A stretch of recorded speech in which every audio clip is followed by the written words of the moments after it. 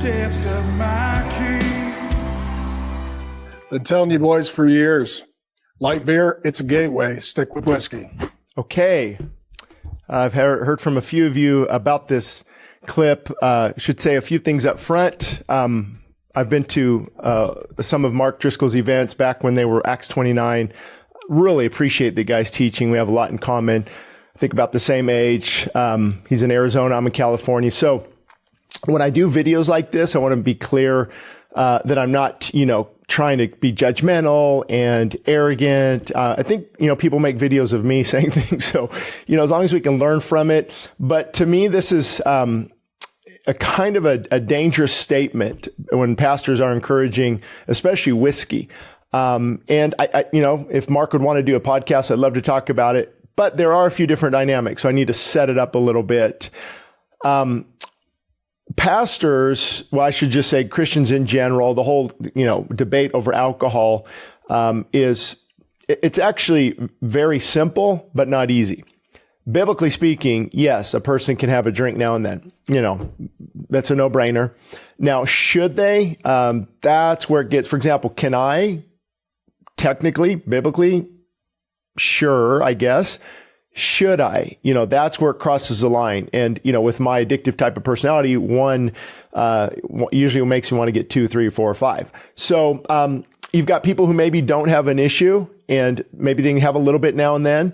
And so they don't quite understand, that hardline stance. That's probably where Pastor Mark is. I know a lot of the guys in the Reformed camp. I had friends who would actually make their own beer, make their own whiskey in their garage. And, it's kind of the thing, bring it to Bible study. I don't think that's wise at all. And I think Pastor Mark knows, many people know, the devastating effects. I mean, I can just think of we're dealing with 6 major issues right now at our church. And by I mean major, it's major. And all of them alcohol related, divorce, DUI, ongoing conflict and addiction, and it just destroys lives. So it's kind of hard for me to have, because I see what he's saying is coming against a woke culture, Bud Light, real men drink whiskey. Actually, whiskey will get you hammered really quick. And, to me, it encourages alcohol. But again, it's a catch-22. It's a double-edged sword. And I've known those people over the years that can have one, now and then. They don't make it a big deal. They don't talk about it. There's no issue. But if you find yourself, having, 1 or 2 every night, becomes an issue, and you're feeling it, that's why, can I have a beer? Well, if it's an IPA at 8%, you're feeling that thing.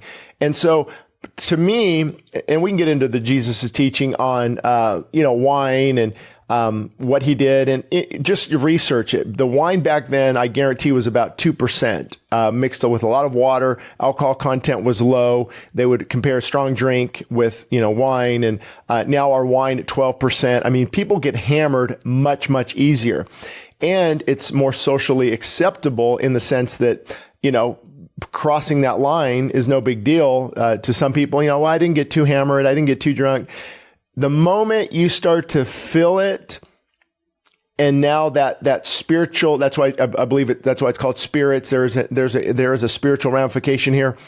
As soon as you start to feel it, now you're no longer in control, and that alcohol is gaining control. Now, if you could just have, a whiskey, man, I remember Wild Turkey, Jim Beam, Jack Daniels, and you just have even a little bit, you're feeling it, mix it with Coke. I mean, so I honestly just don't understand this video, other than the fact that, it is pretty cool. It's against the woke culture, real men drink whiskey. It's kind of edgy. That's what Mark's known for. Very witty guy, very edgy. Love how he's speaking out against the woke culture. So personally have nothing against him. I know people who are part of the Acts 9 movement. I know what happened kind of at Mars Hill, and on one hand, strong leaders like himself, like myself, James McDonald, just strong type A leaders. There's thousands of us. We've got to be very sensitive and humble and broken, and spending that time with the Lord and being broken before God, because, you have to offset that strength and that type A personality, where other pastors that are very mild and meek mannered, and they need to get a backbone. They need to step up to the plate and hit the ball out of the park. So anyway, just want to comment on this on a quick podcast. personally don't think it's a good idea at all. I don't know how many people could stumble from this. I remember back at, this is going back probably 2012, I was invited to Acts 29 and, an event up in southern, I think mid California, maybe underneath, like by San Jose area. I can't recall exactly, maybe under San Francisco. And all of us pastors were encouraged to go to a local pub afterwards. And I know some people got pretty well lit up there. And could I have stumbled, and had too much if I had went? And so I think those opportunities, we're getting to a place in our culture and society where if you want to enjoy something and you have a problem, great. But I would really encourage you not to post on social media, especially if you have a large reach. Even if you're on Facebook and, hey, we're enjoying this wine tasting. What about this Christian that looks up to you and they're like, yeah, maybe I can have a glass of wine. And, that's how it could start. I remember it was 2001. And I hadn't drank for a year. I'm not into it anymore. And my mom goes, even my mom, we've talked about this. She's passed away now.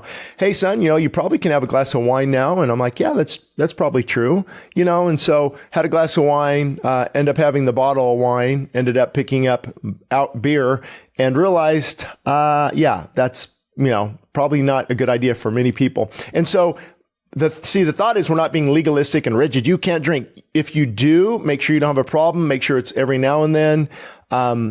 Signs of alcoholism, number one, do you want it often? Do you need it? Do you want it? Do you need it? Now, it's not necessarily how much. I mean, obviously that plays a role, but do you need it at night? Do you need a couple drinks to relax you? And there's functioning alcoholics, there's weekend, warriors, there's full blown drunks. There's just everything in the middle.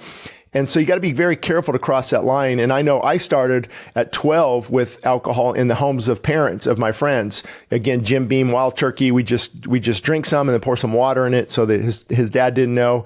We did this a lot from when I was 15, 16, 17, 18, 19.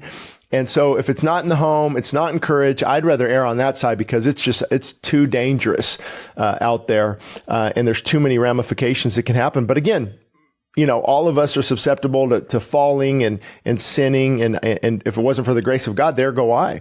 But, I just think, it's not a good idea. Let's hear this again. Been telling you boys for years, light beer, it's a gateway. Stick with whiskey. Been telling you boys for years, light beer, it's actually a gateway. Whiskey Stick with whiskey. Is more of a gateway than the light beer. So anyway, hope that helped. If you need help in this area, my book, Help, I'm Addicted. Help, I'm Addicted. Controlling the Cravings That Control You, I believe is the subtitle. It is available as a free download. Yes, you can get it at Amazon, Kindle, and different things, but it's a free download at our church website, westsidechristianfellowship.org, under free ebooks, westsidechristianfellowship.org. Help, I'm Addicted. You can download it right now, and you can get some help and some encouragement in this area. Thank you.